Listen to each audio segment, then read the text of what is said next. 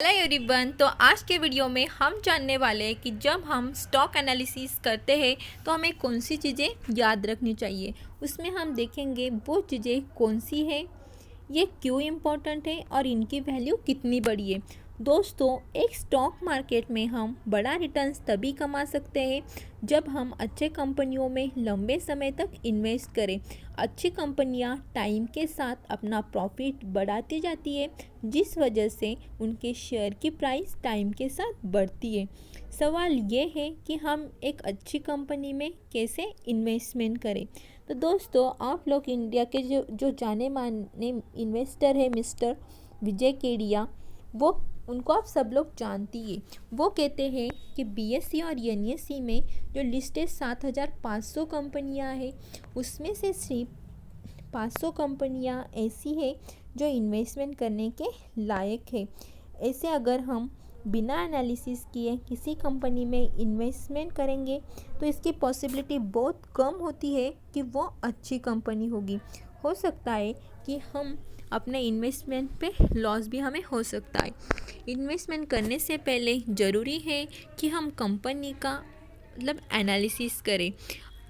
अगर दोस्तों आपको इस 5 चीज़ों के बारे में जानकारी है और कंपनी के आप इस 5 चीज़ों के ऊपर अगर फोकस करते हो तो दोस्तों आप स्टॉक मार्केट में इन्वेस्टमेंट करने के लिए अब अच्छी कंपनी ढूंढ पाओगे। तो उसमें से हमारी पहली चीज़ है बिजनेस ग्रोथ।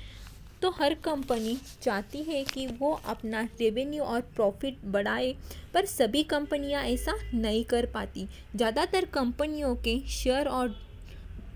शेयर और डिमांड टाइम के साथ कम होते हैं, क्योंकि बहुत सारे कॉम्पिटिटर लो प्राइस में वही प्रोडक्ट लेके आते हैं या फिर अच्छी कंपनियों के प्रोडक्ट अच्छे सर्विस के साथ लेके आते हैं। इस वजह से जो कस्टमर है वो उस कंपनी के तरफ अट्रैक्ट होते हैं और वो उस कंपनी में इन्वेस्टमेंट करते हैं। तो पुरानी कंपनियों का रेवेन्यू और प्रॉफिट कम से कम होना चाहिए। तो दोस्तों, बिजनेस ग्रोथ में हम दो चीज़ों का ध्यान रखते हैं। फर्स्ट है हमारी रेवेन्यू और देन है हमारा प्रॉफिट ग्रोथ। तो पिछले 10 से 7 सालों में कम से कम रेवेन्यू 7% या फिर उससे ज़्यादा होना चाहिए। अगर दोस्तों ऐसा है तो तभी हम उसमें इन्वेस्टमेंट कर सकते हैं। अगर कंपनी ऐसा कर पा रही है तो कंपनी मार्केट में सर्विस और प्रोडक्ट लगातार बढ़ रहा है, यानी कि कंपनियां पर कॉम्पिटिटर का कम से कम असर है। दोस्तों, यहाँ पर अगर कंपनियों का कम से कम असर है, उनके सर्विस और डिमांड अच्छे है, तो हमें उस कंपनी में हम इन्वेस्टमेंट करनी चाहिए। देन है हमारी बिजनेस क्वालिटी।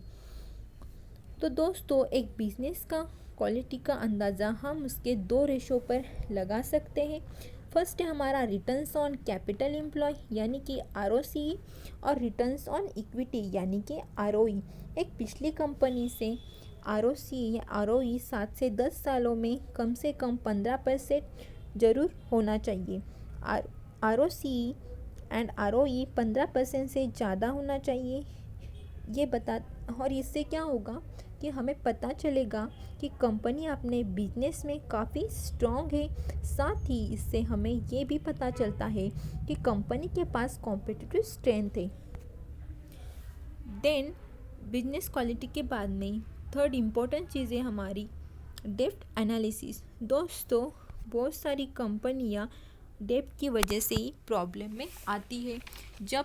जब इकोनॉमी अच्छे चलती है तो कई कंपनियां बहुत ज़्यादा डेब्ट ले लेती है, बट इकोनॉमी स्लो डाउन आने पर प्रॉफिट में कमी आती है और हो सकता है कि कंपनियां अपने घटे हुए प्रॉफिट से डेब्ट का पेमेंट नहीं कर सके।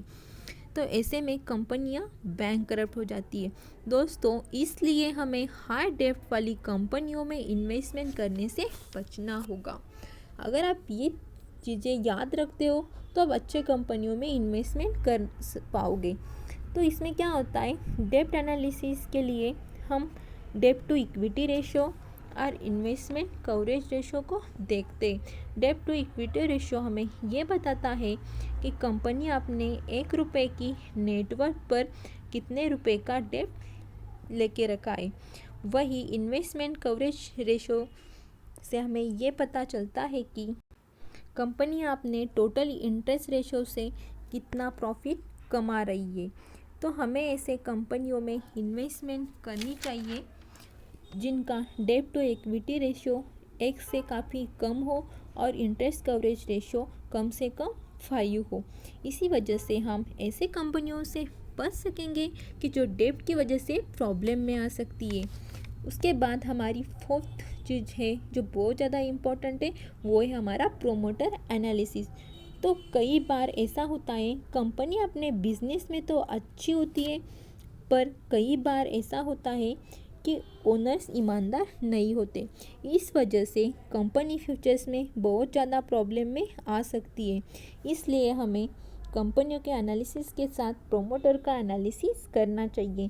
कंपनी एनालिसिस में हम कंपनियों के प्रोमोटर्स के बारे में सर्च करना चाहिए। ये ढूंढने की कोशिश करना चाहिए कि कंपनी और उसके प्रोमोटर्स इनलीगल कामों में तो शामिल नहीं है।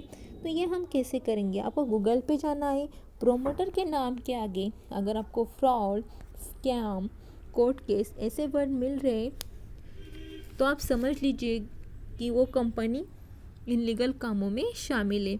आप गूगल पे जाके सर्च कर सकते हो XYZ limited fraud, XYZ limited scam, नहीं तो फिर प्रोमोटर्स का नाम, for example mister fraud, mister scam, mister court case, और अब कुछ ऐसा मिले जो कंपनी और उसके कैरेक्टर पे सवाल खड़े कर रहे, तो आपको ऐसे कंपनी में आपको इन्वेस्टमेंट नहीं करनी है, क्योंकि वो कंपनी इन्वेस्टमेंट करने के लायक ही नहीं है, क्योंकि वो इलीगल कामों में शामिल होती है।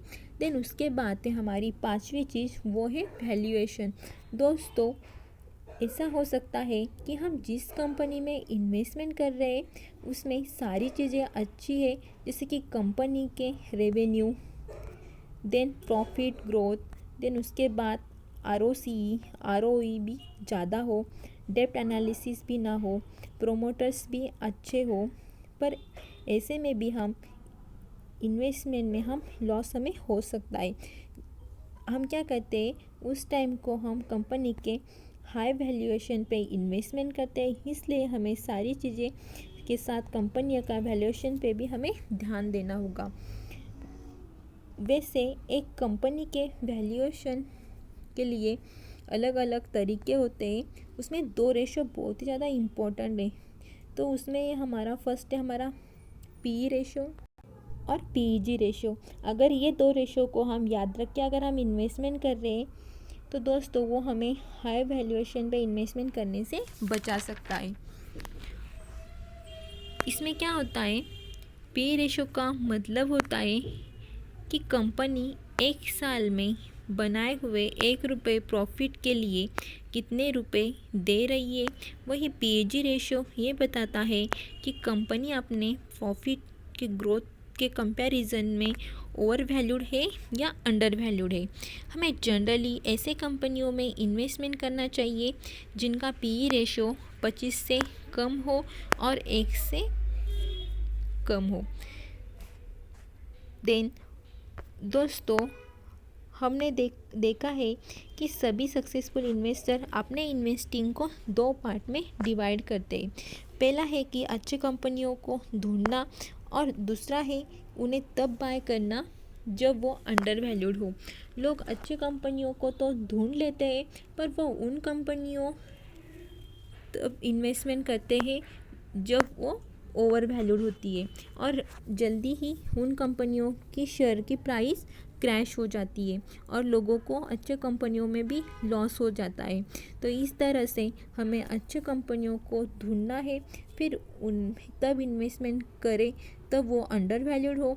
अगर हमारी कंपनी ओवर वैल्यूड है तो हमें पेशेंस रख के उसका अंडर वैल्यूड होने का वेट करना पड़ेगा, या फिर दूसरी कंपनियों ढूंढनी पड़ेंगी और उसके साथ हमें वो कंपनी अंडर वैल्यूड हो उसमें हम इन्वेस्टमेंट कर सकते हैं। तो दोस्तों, आज के वीडियो में हमने जाना कि हम कंपनी का स्टॉक ढूंढने के लिए 5 चीज़ें इम्पोर्टेंट है।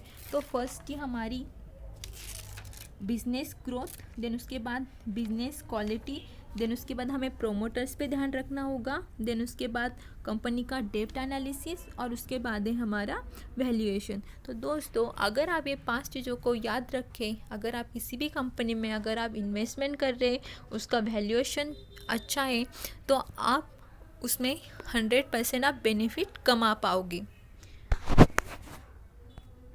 Thank you.